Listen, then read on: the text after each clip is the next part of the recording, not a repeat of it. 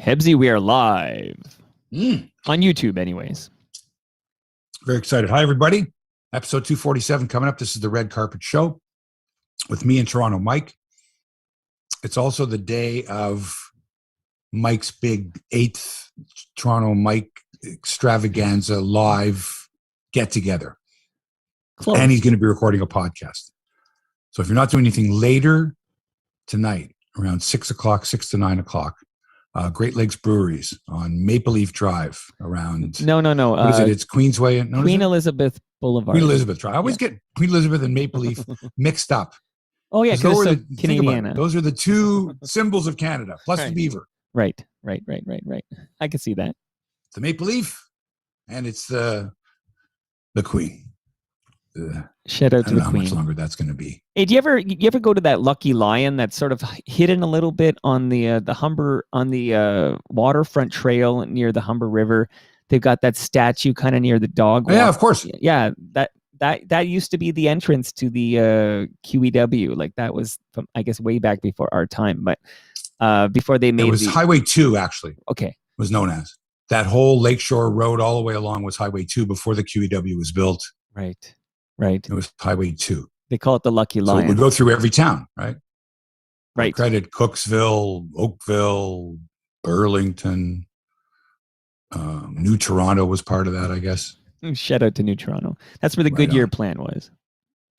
Interesting. I have not been able to get into the women's hockey yet. And I don't know what it is. I'm going to get into that later. And there's developing stories that go on, which I always sort of have to keep my eye on, as you know. But then I don't want them to kill the flow of the show. But at the same time, this is sort of a combination of a sports cast with commentary. And I don't know. How would you describe it? Very exciting day today. Here's what's on the lineup. This is what I wrote. Jays, Montoyo, Buck, Schulman, playoff standings. Play-by-play CFL from me. I found some old tapes. Argos Elks were supposed to play yesterday, but they were postponed. COVID. Argos should win that game. That's a forfeit. Any other league, forfeit. U.S. Open tennis. Like no one's going to be there. None of the big names for the first time in like a quarter century. So the changing of the garden tennis. Maybe some Canadians will be involved at the U.S. Open. I have to talk about Crossman's, of course, our fabulous sponsor, my golf adventures, as you know, and the Fedex golf, which is, basically right now 70 guys going for like $100 million. It's very exciting. Canada, U.S., round robin. Wake me up when the medal round comes. Right. NHL has approved ads on jerseys for not this coming season, but the next season. So what's it going to look like? It look like soccer, auto racing, because you can't leave money on the table nowadays. You just can't do it. There's so much money available. You just got to scoop it up and say, screw it. We're going to have ads while all the old guys are rolling in their graves, in their paupers' graves, because if they were smart back then, they would have seen the future and had advertising. Think about those guys. Think about this guy Wirtz from Chicago, who would not allow the Blackhawks home games to be televised on local Chicago television. If you were a Blackhawks fan and you lived in Chicago, you could not see the home games. That's because of that old radio thing with, we're not going to put the game on for free. You have to come to the game to see it. And they thought everything had to do with gate receipts. The more people that come to watch the game and buy hot dogs and beer and park, that's how we make our money. They were such dinosaurs. So think about these NHL owners and think about Bettman. Right. Not wanting to have advertising on the jerseys. Oh, last year, okay, we can do helmets because we lost all this money from the pandemic. But no way. Remember he said no way are we going to have advertising on the jerseys. So now it's like, okay, yeah, maybe we need that money. Maybe we need the extra $200 million per team or whatever it's going to generate. And how many ads? Right. One on the shoulder? You already got helmet ones. So what's that worth? Now, on the shoulders, easy. On the back, we're so used to the Nike swoosh. We're just used to seeing those logos. Come on. I'm telling you right now, when they see how much money like, for example, the English soccer teams make with the advertising. And it's not a lot of advertising on most of them. There's a betting site here, and there's a cryptocurrency, digital currency there, and all these interesting logos that maybe you've never seen before. But they're a lot more tastefully done and a lot more prevalent. And that's where the money comes from. It's not the ticket sales. This is what people are realizing right now, especially teams like the Jays. You can only put so many people in the building. Right. You may not ever have the days again where you've got the place packed. Hopefully you will. But in the interim, you've got to find another revenue stream or 2 or 5, because ticket sales, hot dog and concession sales, no. Right. Anyway, we'll talk about that as well. Joey Votto for Hall of Fame. I would have said a couple years ago, I don't think so. Not quite. Very good.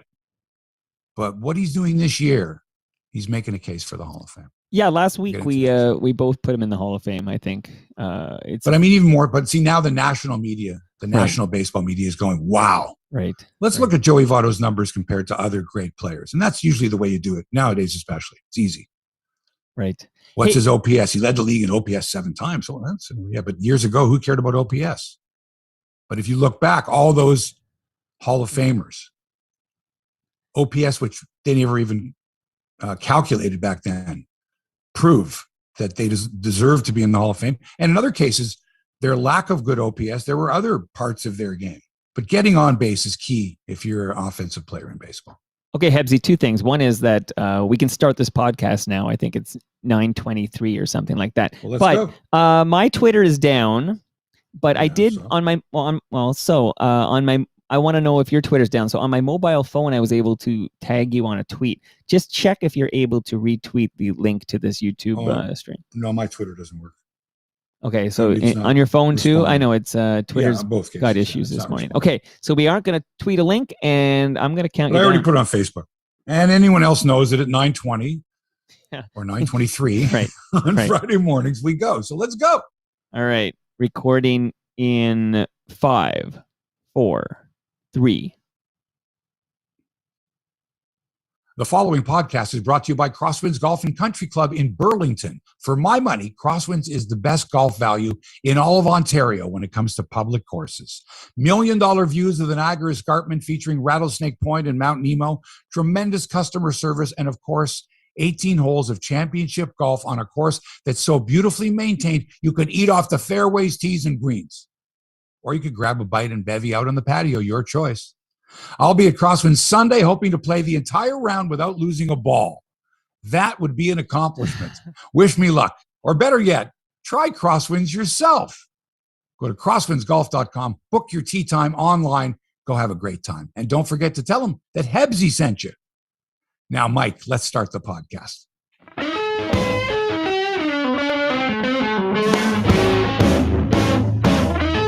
Live from Toronto, it's Hebsy on Sports, episode number 247. My lucky number.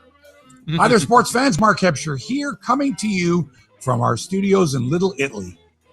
It's really just my living room with some baffling and lighting, but it's the Little Italy studios and the mothership still running in New Toronto, manned by Toronto Mike.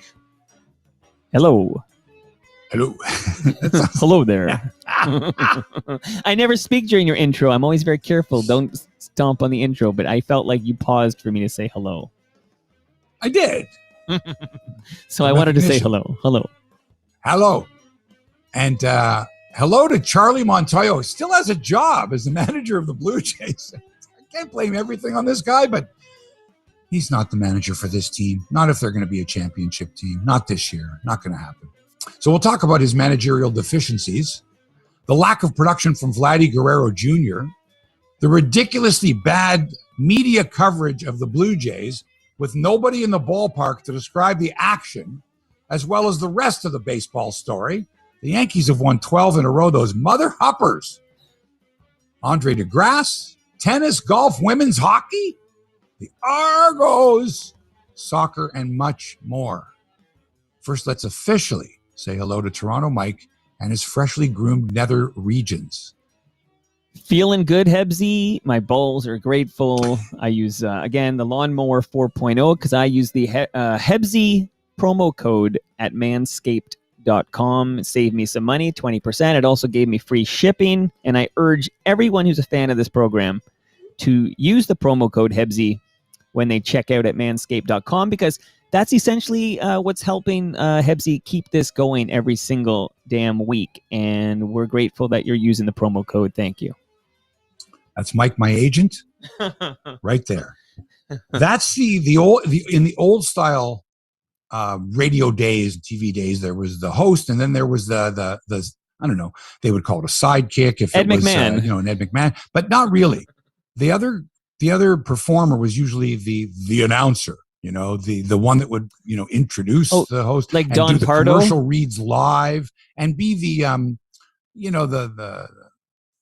what do you call it? Sounding board, let's say. Right. The other person there to Right. refer to, but did not play a large role. Right. But in your case, the position has evolved. Well, From being the guy, sort of the Geets Romo, just, the guy with the buttons and, knowing all the technical stuff, and maybe, occasionally chiming in with a little something, but not too often. And a little something off the top, because these good people said hello to us on your YouTube channel where we are live, because YouTube is not down. Dr. Hockey, I want to say hi to Paul Hockyard. Angela is here, says good morning, gentlemen. Gene Valitis joins us from beautiful BC. I want to say hi to Gord, Mike Kerr, Steve Green, Daniel Finkler, Phil Parkinson, Brian Gerstein, KM. A whole bunch of great Hebsy on Sports fanatics are watching live at your YouTube channel. Nice. And how many of them are going to be at your big event tonight? Good question. Let me just, since I have this microphone and I have the mute button that you can't touch, I'm going to just tell everybody. That's the nice thing is, from New Toronto, you can't mute from Little Italy. You can only mute from New Toronto.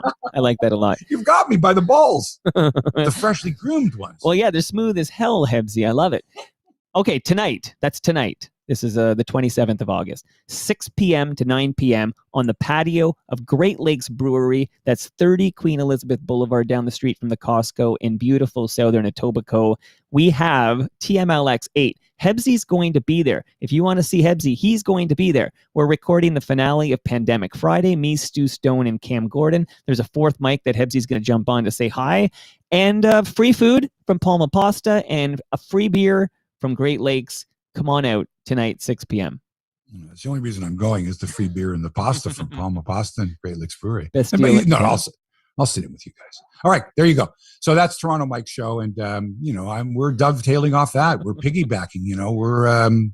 It's nice to sit on someone else's shoulders once in a while. I don't carry the heavy load. And we're trying to get Stu Stone and his production company to make. I want them to make some kind of a sports line documentary, like the Glory Days with Mark Hebsher and Jim Taddy. So I'm working on that angle as well. Interesting. Okay, we'll talk business tonight too. And don't people know that I'm doing the podcast now? Everybody, I'm sure everyone I know that can message me, unless they're messaging me saying, "Did you know the Twitter's down?" That's right. Don't give a shit right now. Let's get to this. Okay, the good stuff. All right. When the Blue Jays went all in on free agent pitcher Hyun-Jin Ryu last year, followers of the team went, looks like they're serious about winning. Of course, the Jays did make the postseason. Remember last season, 60 games, out in 2. That was it. Matt Shoemaker, remember that? Of course, yeah. Robbie Seems Ray. like eons ago. So it was a short-lived celebration of this team, and fans were wondering if the Jays were really going to be serious and pursue another big-name free agent for 2021. And they did. George Springer was that signing. And the Jays appeared to be on their way, after signing him to a $150 deal over 6 years, on their way to yet another playoff appearance. How could they not? They got Ryu and they got Springer. Ooh. And they picked up this Simeon guy for a season, see how things go. Maybe he could bounce back. And they had this guy, Robbie Ray, who couldn't find the plate last year. And they had a couple of other pretty good players, really good players, but young. So how's everybody doing this year? How are we doing? How are the big two doing? Those big free agent signings to add to the core we had on this team. How are they doing? Not so good. Springer's been great when he's in the lineup, but he's too brittle, especially for a guy who's about to turn 32. Not a spring chicken anymore, roaming center field. Ryu, I'm sorry, he's been outpitched by Robbie Ray and even the rookie Alek Manoah. And for the second time in a couple of weeks, Ryu was shelled hammered, throttled. I like that one. Last night by the White Sox, he gave up 3 home runs and 7 earned in just 3 2/3 as the Jays were thumped 10-7 at the Dome. 10-7. Toronto 5.5 games out of a playoff spot now. But listen, folks, forget the 5.5. You got to jump Seattle first. You have to. And then you got to jump Oakland. And then you got to jump the Red Sox. Eek. Just to get into a 1-game playoff. There's 36 games to go. So let's be realistic. It's not going to happen. But make it exciting. Put your best lineup out there every day. And maybe you too can win 12 games in a row like the Yankees are doing right fucking now. Think of the guys they acquired. They got some good players too. We got Jose Barrios, who hasn't done much. Right? Who did they get? Think about it. They got Anthony Rizzo. Okay, they got left-handed hitting power up the yin-yang, added already to a strong team that had all kinds of injuries. 12 wins in a row. 12 in a row. Got it? This is what we were thinking back a couple of months ago. Remember when Vladimir Guerrero Jr. was leading the league in home runs and was neck and neck with Shohei Ohtani for MVP in the conversation, was going to win the Triple Crown, maybe. Right. And some of us said, well, hang on a second, man. If he hits 300 and drives in 100-plus runs and hits 40 homers, we'll be thrilled. But then we all got greedy.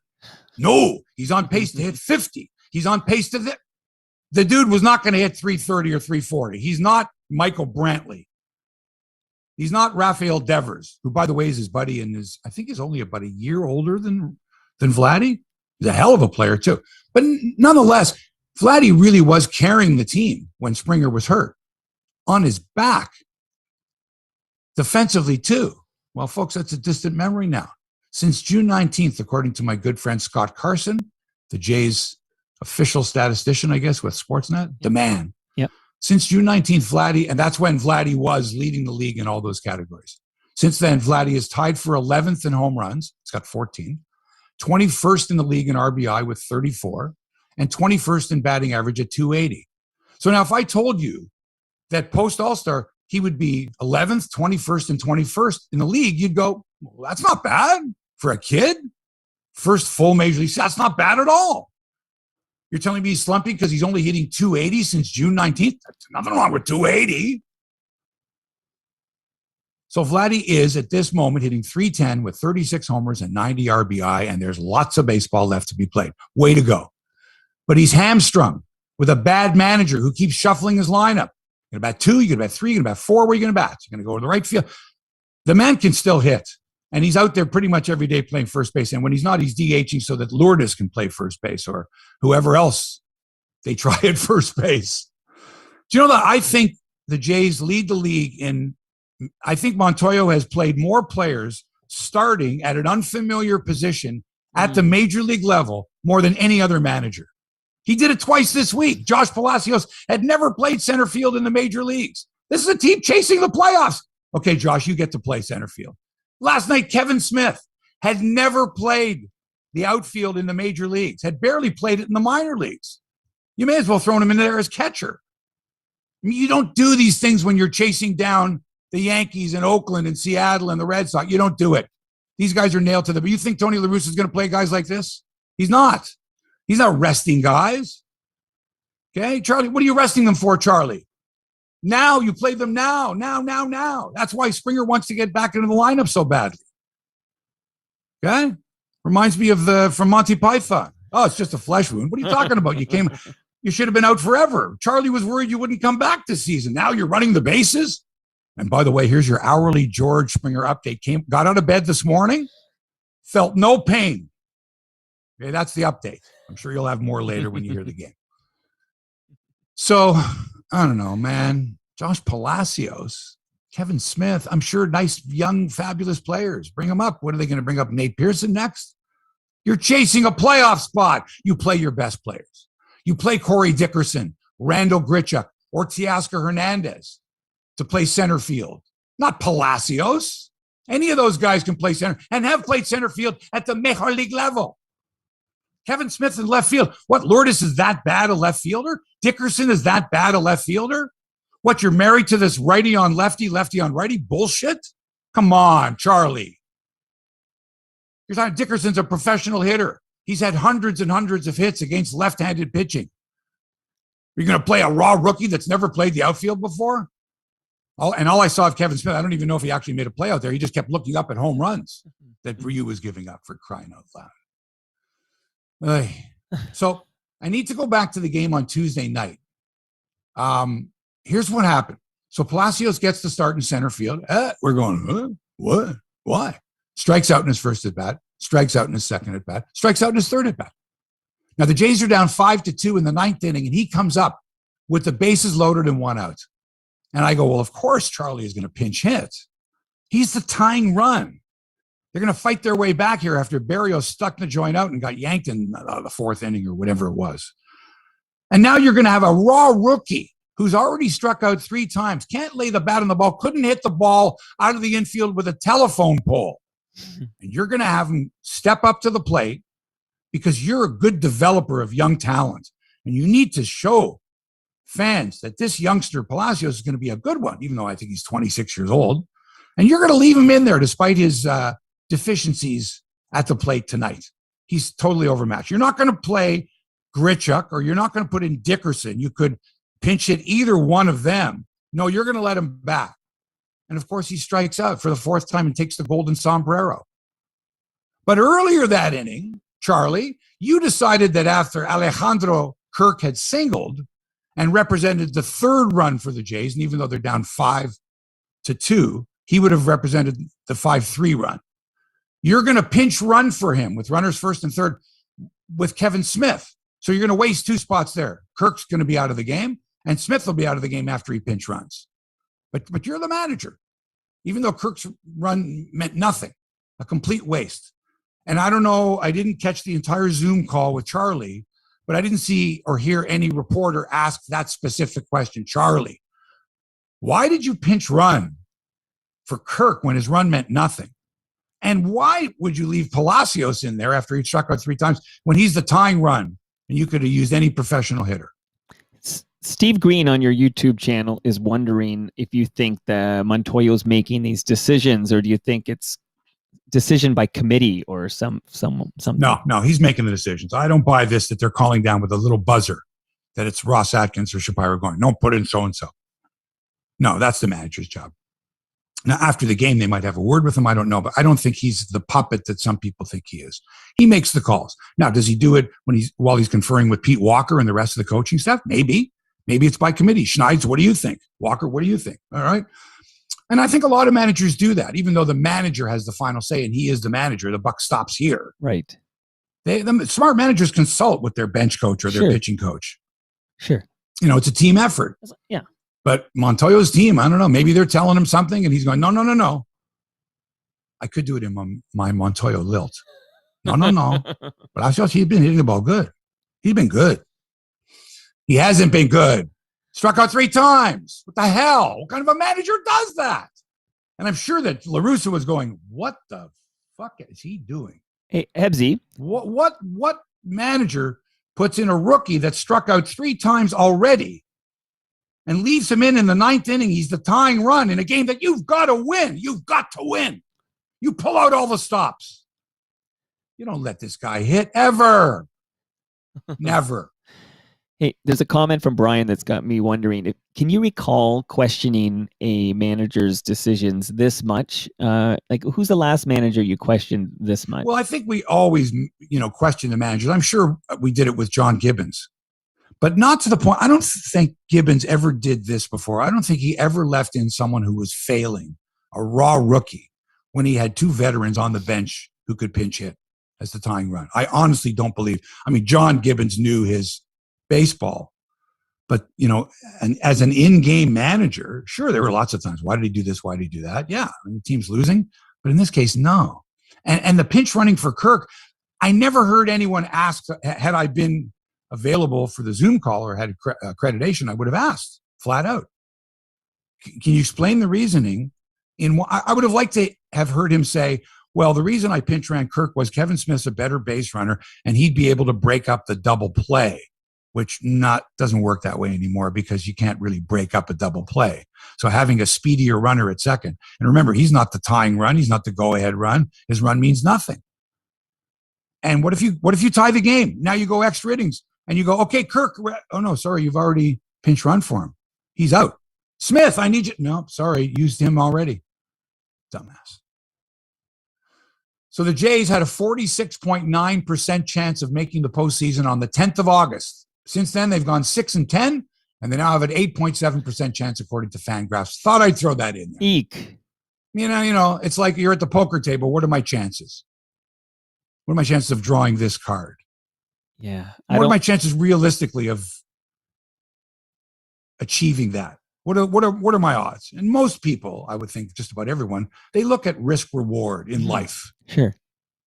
It's just a natural thing. So if I was a betting man, I would not bet on the Blue Jays to make the postseason at 8.7%. Because that is betting on a long shot.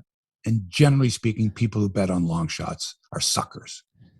If you had asked me before I read that 8.7% that you got from Fangraphs, if you had said, what do you think the chances are? I would have said 10%. So I think that's about right. It feels like a 10% chance at this point. Too many people have to fail. And at the same time, the Jays just have to run off 12 in a row. This is why I don't play the lottery, Mike. I played the lottery. Here's the story. I played it once in my life. Okay. Once. The very first ever Winterio draw was in 1975. Okay. I was working at a convenience store at the time. And a lottery? What does that mean? Oh, you can win. I think it was $100,000 back in those days was the top prize for Winterio. It could have been $50,000. I don't know. And the tickets were $1. So I spent $1 and I bought a ticket, and the ticket number was 77997.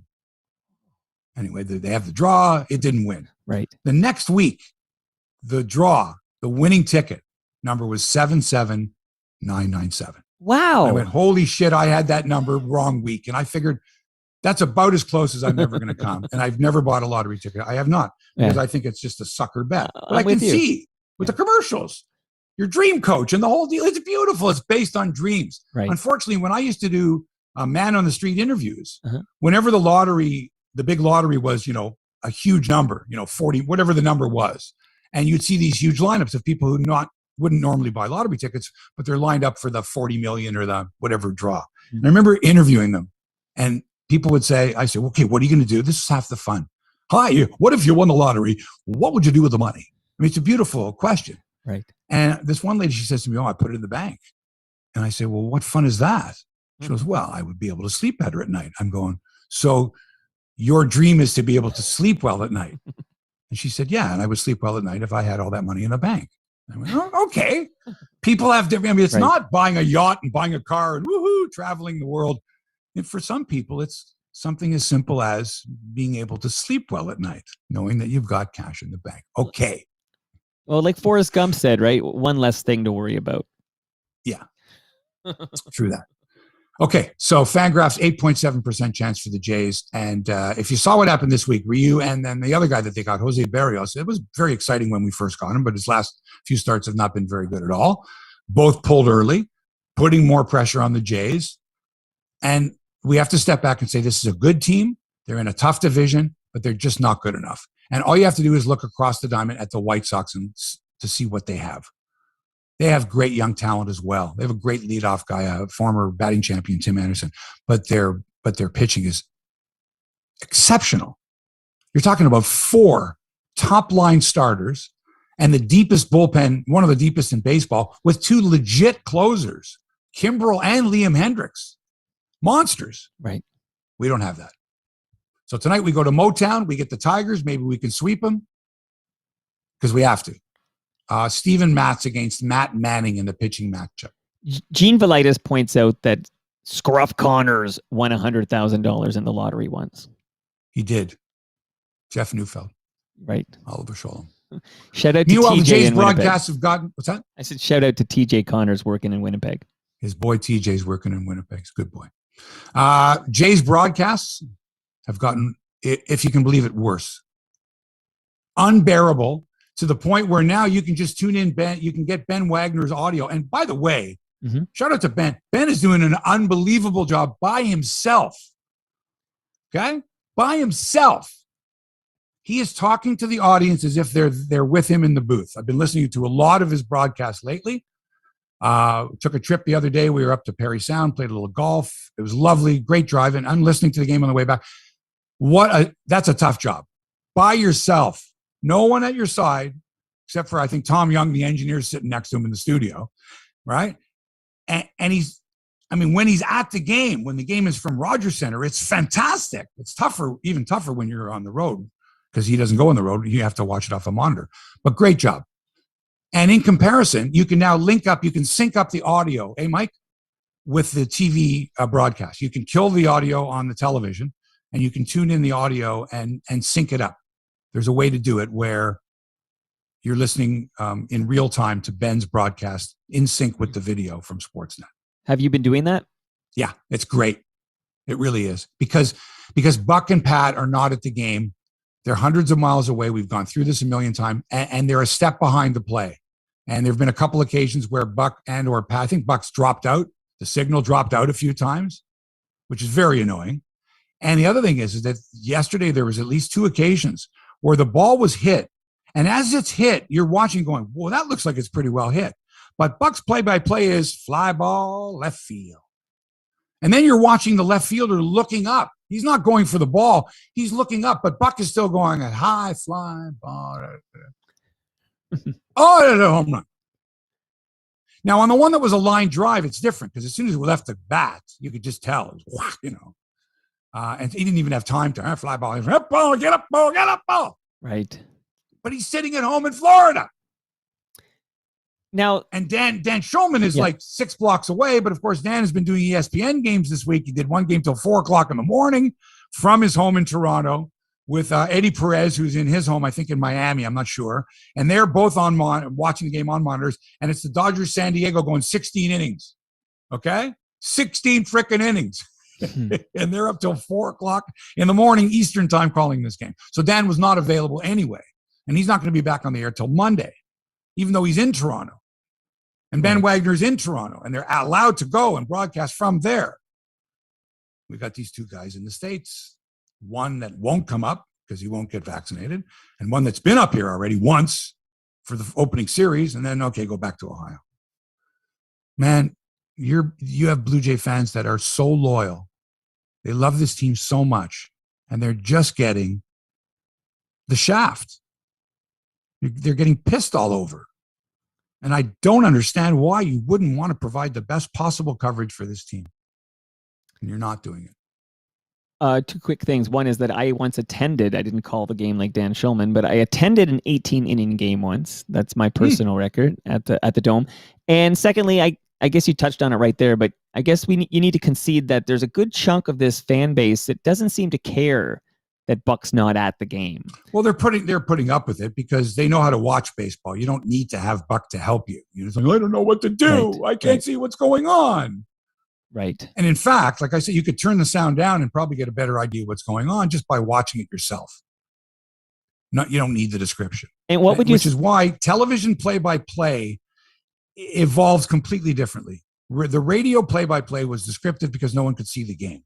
The television guy was just, originally it was like, just let them, they were radio guys there was no such thing as television, so they just moved them over. But the TV guys, now the good ones, don't have to fill in time by talking all the time. They can let the pictures tell the story. This is where a good director, a good producer say, you know what, we'll just have a series of shots. There's the batter, there's the pitcher, there's the manager, there's the fans, back to the batter, back to the pitcher. But while this is going on, we don't need you, the announcer, to go, and hey, Pat, what about the time that, he was 3 for 26 with a bunch of stats? Generally speaking, when I hear stats, I'd like to see visually the stat pack as well. But I don't need the announcer to say everything that's on the screen. I can see it. I can see that he was 13-2 with a 3.76 ERA, and the opponent's batting average was 222 in game. I can read the entire hero note. I can see it. I don't need you telling me. And this way, it's just too formulaic on TV. They'll tape an interview with Buck and Pat, where Buck will be introduced. Say, thank you, Jamie. And then he does his 4 minutes with Pat or 3 minutes, and that's been done in advance. The other networks don't even mention where the announcers are. Like I was watching the Red Sox game. They did not mention the fact that I can't think of the announcer's name, and Ellis Burks weren't at the ballpark. They never showed them on camera, and they never even put up graphics saying, here's the announcers and where they are. Whereas Rogers insists on showing that Buck is in Florida and Pat is in Ohio. Man, you don't have to do that anymore. You're just rubbing it in that they're not there. After a while, you're right. People are going to go, Buck's calling the game, Pat's calling the game. They seem to be calling the game fine. But if you continue to tell people that they're in Florida and Ohio, other networks aren't doing that. Hey, they go, let's join, what's his name, Joe Castiglione and Ellis Burks. Here they are. And you hear their voices only. You don't see them. Hebsy, man, if they did not disclose that Buck's in Florida or whatever, we'd probably be here complaining that they're trying to throw the wool over our eyes and trick us. I feel like they're damned if they do, they're damned if they don't. And I do, Paul Hawkyard, for example, on your YouTube channel, he gives Buck a free pass because he's fondly remembering him tagging out Gorman Thomas at the plate with a broken leg. So Gorman Thomas led him. Do you know that story? No, what do you mean? Gorman Thomas and Buck Martinez were best friends, roommates in Milwaukee before Buck ever came to the Jays, ever. And Gorman Thomas could have easily slid in or jumped over or whatever Buck Martinez with his broken leg or broken ankle on that play. Right. But he didn't. If you watch the play, he doesn't slide. He doesn't even really try. He kind of gingerly goes towards the plate and kind of allows Buck to tag him while he's lying down.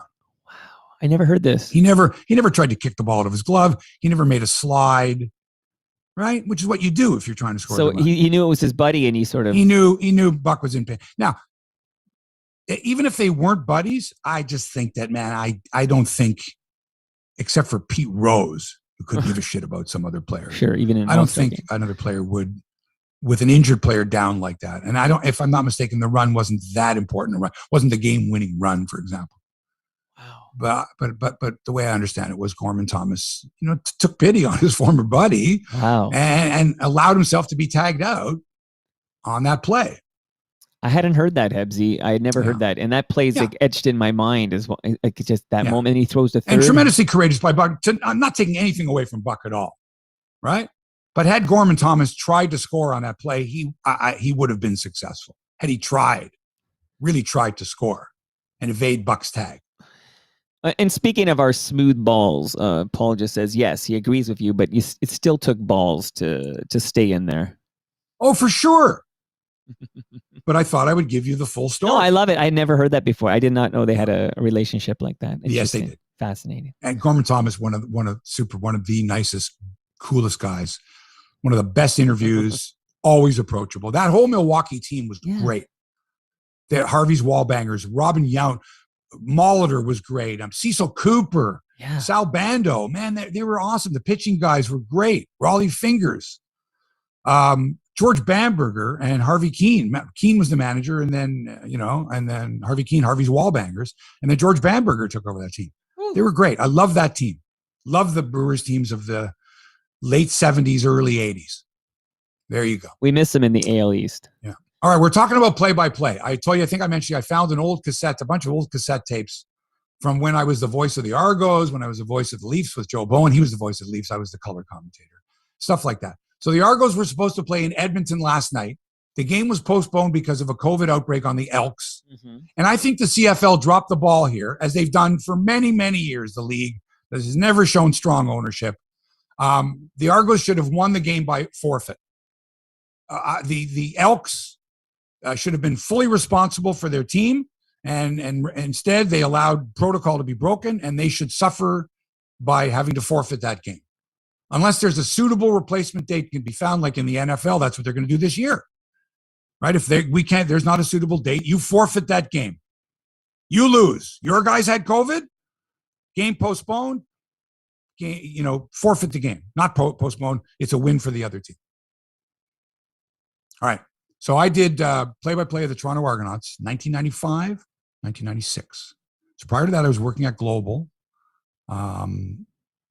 doing very well. I'd been there for almost 12 years and was just, was tired of it.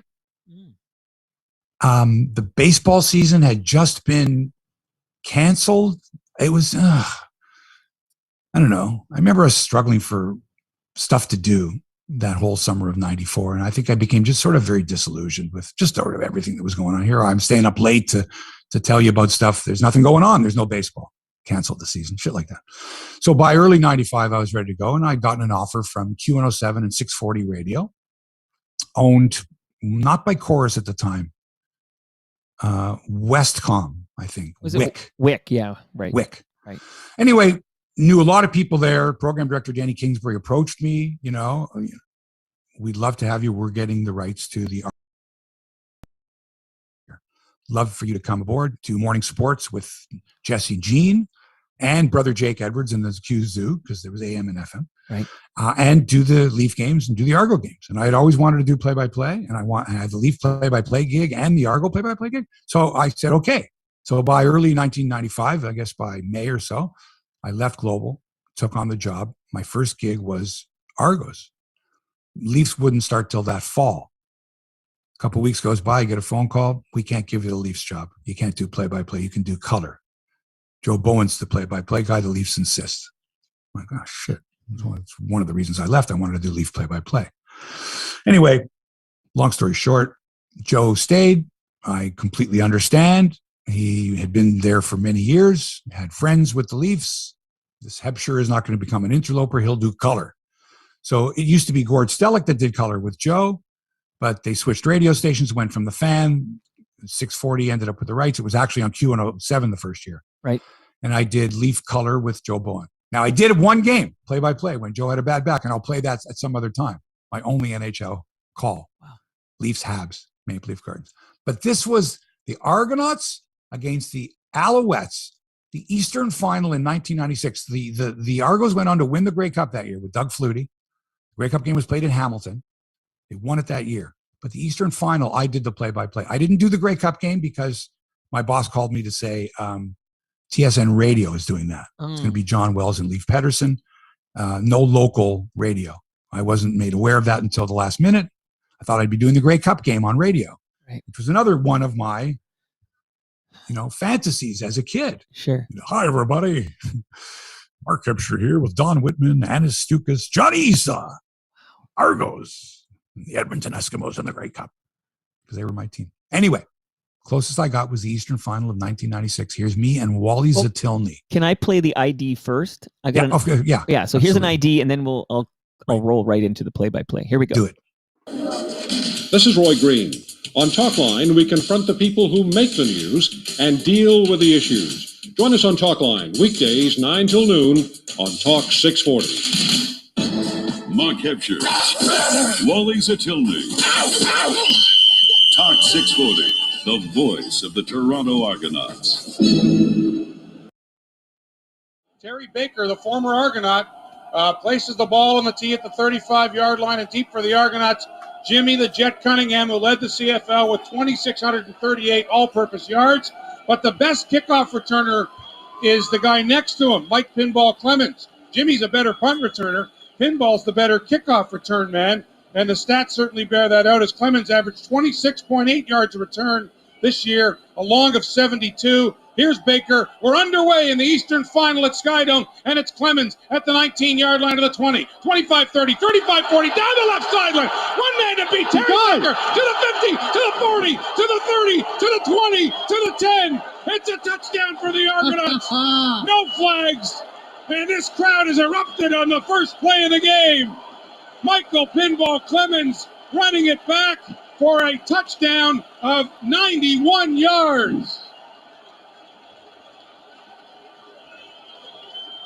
Like I said, Wally, he's the better kickoff return man of the two. Well, when you've got Pinball Clemens and Jimmy the Jet, who do you kick it to? They know they were going to kick it to the right side of the field, so they had your top man, Pinball Clemens, to that side. He caught the ball, wasn't it? Wow, I got goosebumps, buddy. That was great. So here's the background of the story. Yeah. So before the game, or that week at practice, I saw Pinball and Jimmy, and I remember saying, well, which one of you guys, because I think Jimmy had a couple or three maybe that year returns for touchdown. I remember saying, which one of you guys is going to return a kick for the touchdown? Who's going to be the first guy? And Pinball says to me, he says, man, if I get the opening kick, I'm going all the way. I'll never forget it. Now, I didn't say it ahead of time because that would have been just too weird. Sure. To say, and by the way, Pinball predicted that he would take it back. I didn't, not even afterwards, because that was just, but I remember because Jimmy was like, if I get it, man, I'm going, okay. And in that game, Cunningham had a phenomenal punt return that was called back. I don't recall if it was for a touchdown or not, but he had a phenomenal punt return, and they called it back for a clip or something like that. And after the game, was like, man, I almost had one myself. It was very exciting. It sounded amazing, and first play Eastern Final, like wow! And your call was excellent. Like that was a fantastic call. That's just natural. That's the way I saw it, baby. All right, let's move along. It's been nearly a quarter century since Serena Williams, Roger Federer, and Rafael Nadal all sat out the same Grand Slam tennis tournament. And that changes this week. The U.S. Open will start at Flushing Meadows without any member of that distinguished trio aboard. Serena, whose 40th birthday is next month, withdrew on Wednesday, joining Federer, who turned 40 this month, and Nadal, who is 35, on the sidelines because of injuries, and Venus Williams, who's 41, also pulled out on Wednesday. So Serena is your last kind of big name that's really got a great chance at setting a record. But since returning from maternity leave in 2018, he's reached 4 Grand Slam finals and gone 0-4. Her 2017 Australian Open title while pregnant at age 35 makes her the oldest woman to win a major singles championship in the Open era. Federer, the first man to reach 20 Slam trophies, is done for the year. He needs a third operation on his right knee that was twice repaired last year.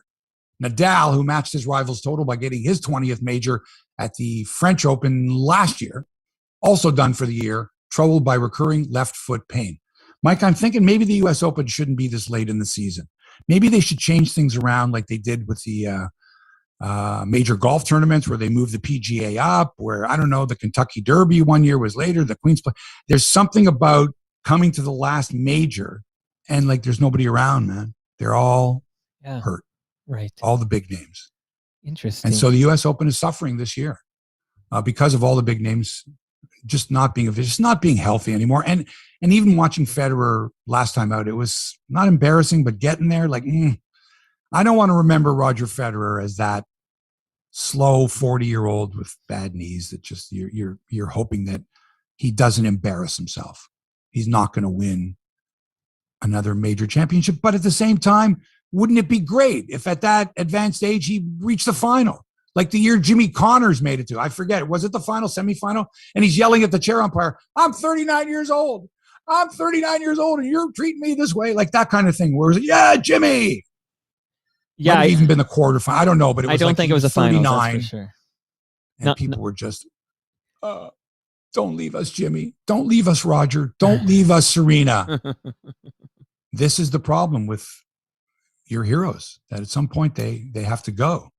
A quick note on Serena is this is kind of mind-blowing to me. I was watching a Simpsons episode from I think 1999, so late 90s, and Serena and her sister had a cameo in this episode. Homer put a tennis court. So just stop for a moment and realize that Serena Williams cameoed in a 1990s episode of The Simpsons, and she's still playing. That's an unbelievably long career. It's remarkable. Yeah, when you think of how young the Williams sisters were, I believe 18 and 16 or 17 and 15 when they first broke onto the scene with those, things in their hair. Remember they had those beads. Right. Yes. And yes. On one match they fell out, or a bunch of them fell out while the match was going on. But the sound that they made, that clicking sound, but that's so long ago. You're right. Wow. Tennis Canada tells us that lots of Canucks involved. A men's singles draw, you got Vasek Pospisil in his first round match is going to play Fabio Fognini, the Italian. If he gets past him, he's going to get Berrettini in the third round. Shapovalov, Denny, is the 7th seed. He gets Delbonis in the second round. I think he's got a first round bye. Carreño Busta in the 4th round. Zverev in the quarterfinals if he gets that far. And Felix Auger-Aliassime is the number 12 seed. He gets a qualifier in the first round. And then Nick Kyrgios in the 3rd round. That would be great, eh? And Andrei Rublev in the 4th round. They always give you that. They give you the projected who he may run up against because of the draw. I like that. Bianca Andreescu is the number 6 seed on the distaff side. She gets Golubic In her opening match, if she lasts to the fourth round, she gets Petra Kvitova. If she gets as far as the quarterfinals, it's Pliskova. And if she gets to the finals, she gets Ash Barty in the semifinals, the number 1 seed. And Leila Annie Fernandez, the Canadian, gets a qualifier in the opening round and gets Punitskitseva or Kinyepi in the second round. And then Naomi Osaka, if she lasts that far, in the third round. That I'd like to see. I think she's 17 or 18 years old, Leila Annie Fernandez, against Naomi Osaka. That'd be cool. For sure. All right, in golf, round 2 of the BMW Championship goes today with the top 30 of the FedEx Cup list qualifying for the season-ending Tour Championship next week. $5 million to the winner. $500 million to the winner? Lots of money. Rory McIlroy, John Rahm, and Sam Burns fired 8 under 64s for the first-round lead at this course that's in Maryland. The head pro there used to be the quarterback for Duke University's football team. Can't remember his name now. Anyway, no one ever talks about football. No one ever. Yeah, I was going to say nobody ever talks about Duke's football team. You know what I'm saying? No, they don't. Sergio Garcia, 1 shot back. Canadian Mackenzie Hughes shot a 3 under 69. He's tied for 29th. Corey Connors shot 70 and is tied for 43rd. Lots of golf still left to be played for them and for me and you, because it's been a really good year for golf, with the exception of those 5 weeks that the Ford government shut down golf courses. You want to get into it? It means it's going to be a long fall, long autumn. I believe the original expression was Indian summer, which was not meant as a slight, was meant more as a, for some reason, I guess the sun would shine longer and warmer on the reservation. So is it indigenous summer the now? idea being is that you could be outdoors longer and be more comfortable. So Indian summer. Well, see, the obvious problem is that they're not actually Indians because they're not from India. But I was wondering, is it even Native. Appropriate to use indigenous summer? Maybe we have to scrap the whole thing. But anyway, you get the drift. Sure. No malice intended, so please take it for what it's worth. But that's the way for many years it was called. Was it right? No. Looking at it now. Was it common? Absolutely. And no one ever thought about it. Right. And I think even Native Americans may have called it Indian summer because everyone else did. I'm not sure, and we won't know if they were offended by that. So, what was I going to say? It's going to be a beautiful fall, beautiful autumn. And that means lots more golf to be played at Crosswinds. I'll be there on Sunday. I was there last week. Try to get in at least 1 round a week at Crosswinds. It's just absolutely stunning. The views are beautiful. And before you know it, I don't want to get too far ahead of myself, the leaves will be changing color because it's almost September. And you're going to get a feel for that beautiful weather where it's not going to be 1,000 degrees like a blast furnace. You're actually going to get the seasons. I always think of people who live in places like Texas and Arizona and California, Southern California. They never get to experience Florida, never get to experience the change of the seasons, which really is a wonderful thing. Hebsy, I love the photos you take from Crosswinds. I follow you on the socials. But I also noticed that you play often with a beautiful woman. So congratulations. Yes, you'll meet her tonight. Wow. Okay, that's a big She's deal. my ride. Nice. Always bring a designated driver to these brewery events.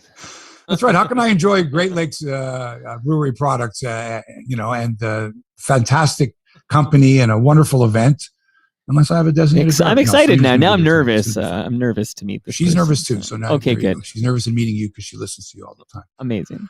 All right. So, crosswindsgolf.com. Make sure you tell them Hebsy sent you. Have a great time. It's a fabulous course and definitely worth the trip. The NHL will have advertising on the front of their team jerseys for the first time starting in the 2022-23 season. Not this coming season, next season. The league's board of governors formally voted this month to approve jersey advertisements. The NHL had surveyed its teams and found the majority of them in favor of jersey ads because they're in favor of making more money. Right. Got it? Right.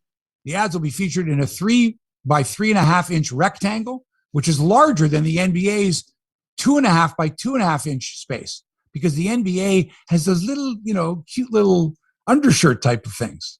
And the NHL's got those big, long sleeve, bulky jerseys. So, of course, the rectangle is going to be bigger. The NHL did allow helmet advertising for the 2021 season, And Gary Bettman, the commissioner, indicated that teams would continue with that program. And he said when asked that teams retained more than $100 million in revenue thanks to innovations like the helmet ads. So if that's worth another $100 million, imagine if they said, you know what? Let's not fuck around with just a helmet and maybe one patch on the corner. Let's look at the big picture. Let's look at soccer, for example. In soccer, there's at least 3 revenue streams from uniform advertising. At least three. If you wanted to put them on the socks and the cleats, you could do that too. Who knows? For example, Manchester United makes $103 million from Adidas. That's their kit supplier. Okay, the jerseys and the pants and the whole deal. They get another $65 million from Team Viewer, which is a jersey sponsor, and $27 million from Kohler, which is the sleeve sponsor. So there's a jersey sponsor, a sleeve sponsor, and a kit supplier. But in soccer, they don't wear hats or helmets. Darn it. Maybe they should start. Maybe you're going to see soccer players running around with beanies or hats on with a sponsored logo. No, More shave money. it in your head. Hebsy, you can shave the logo in your head. Right. That way, Manchester City will be able to afford Cristiano Ronaldo, Right.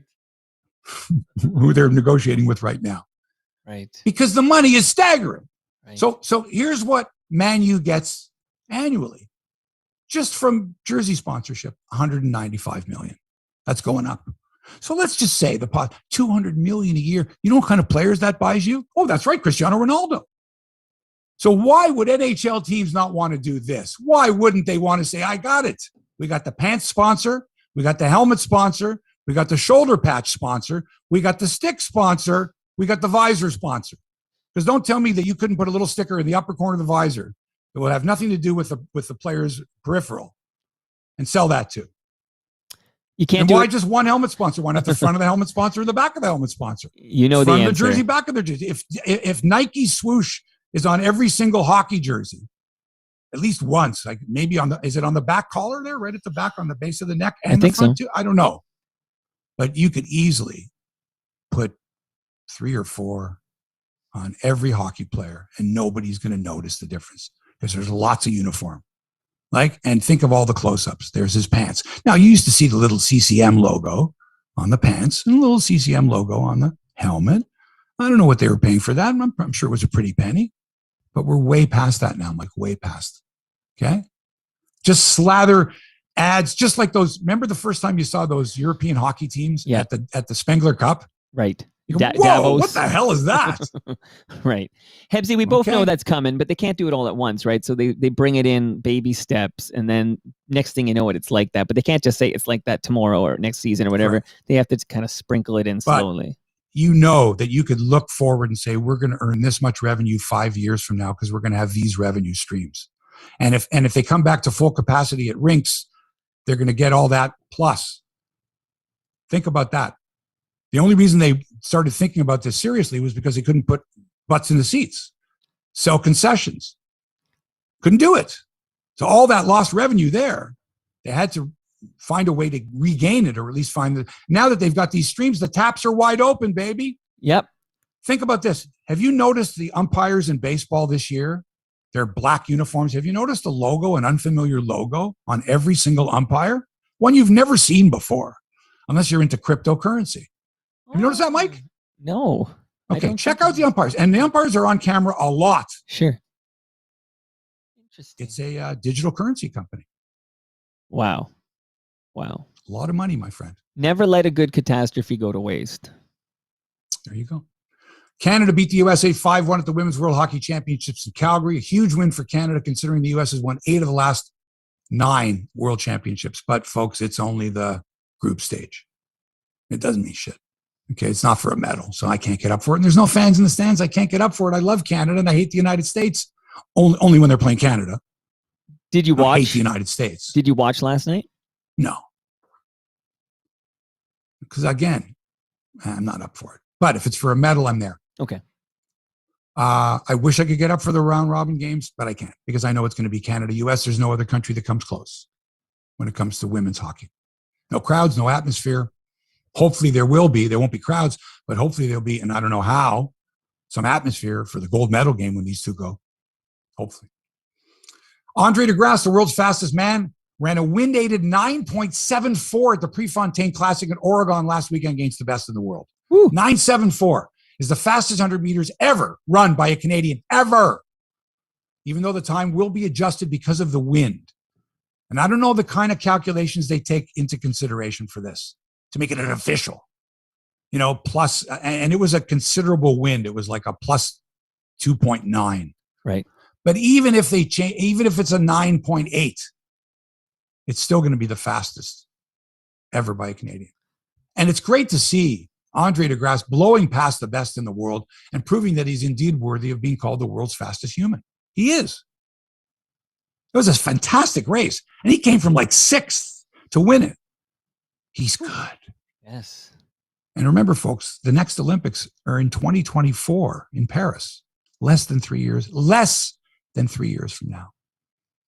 ESPN has dumped Rachel Nichols from their NBA coverage, all their NBA coverage, and canceled her show, The Jump, and made it clear that they have no idea how to handle situations that involve racism, sexism, ageism, and generally are completely out of touch when it comes to sensitive issues. Sound like any other company?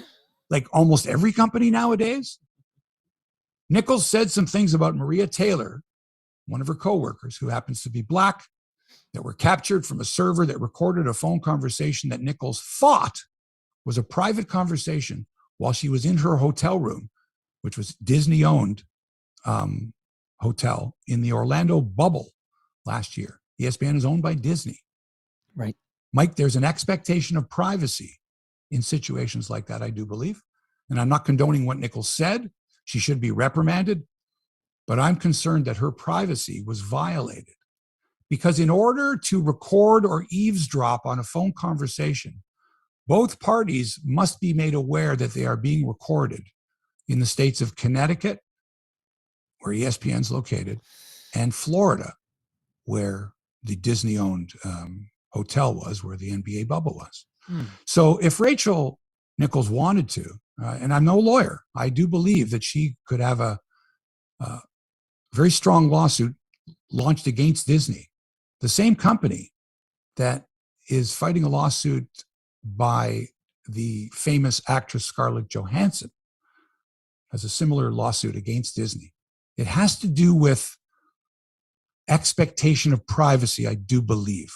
Anyway, so ESPN, just a train wreck. And apparently the attitude, the morale there is just horrible. Waiting for the other shoe to drop. Anyway, final thing. We talked about it last week. It's sort of confirmed because let's face it, when the national media, when the U.S. media gets a hold of a story and comments on it, it offers validity.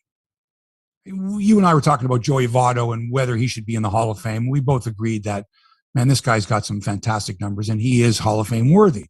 But until they started really talking about it seriously in the States, the National Baseball, we were like, oh, maybe we're the only ones. But now it's been validated.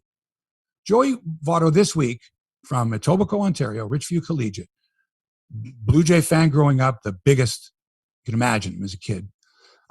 He became the 286th player in Major League Baseball history to amass 8,000 plate appearances. Of those 286 players, he is one of just 17 with a career slash line of 300, 400, 500. Wow. That's batting average of 300. He's hitting 303 lifetime. A on-base percentage of 400. He's got a 417 on-base percentage, which is sick. And a slugging percentage of over 500. He's got a 520. So all those things, getting on base, hitting for average, hitting for power, that's a 937 lifetime OPS. Those are Hall of Fame numbers. Since he debuted in 2007, only 2 players have more wins above replacement WAR, Mike Trout and Robinson Cano.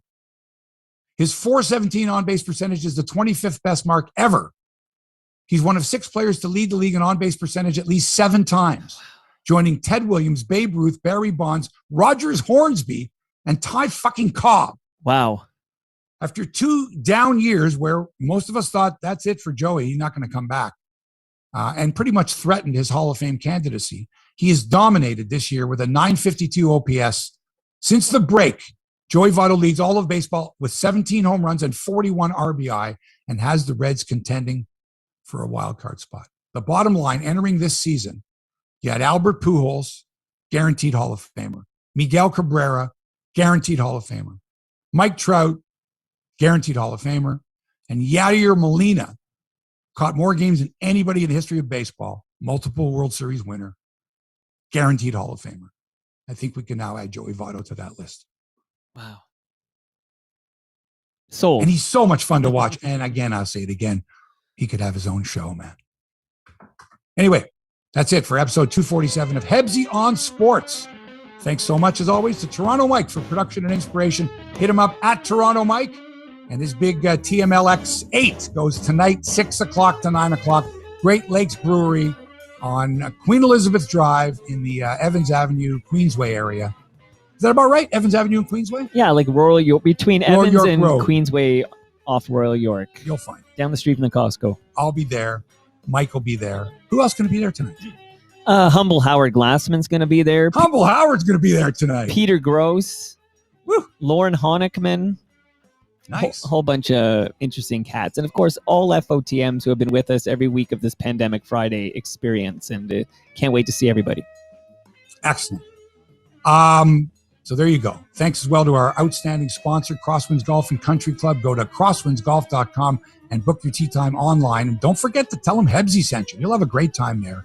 And as well, shout out to manscaped.com for the finest below-the-waist grooming products in the world. Mike uses them. I use them. We love them. Our balls love them. Use the promo code HEBSY at checkout and receive 20% off your order and free shipping. Such a deal. Thanks for allowing us into your headspace. Back with another episode next week. Until then, so long for now.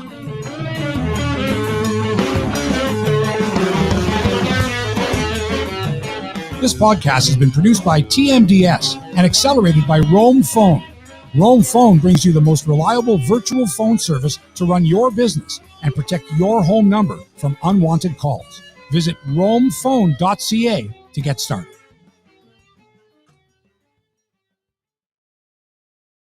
Another great show, Hebsy. All right, brother. Good All right, buddy. Let me get stuff. this online. Get her going. What's I'll that? see you tonight. Okay.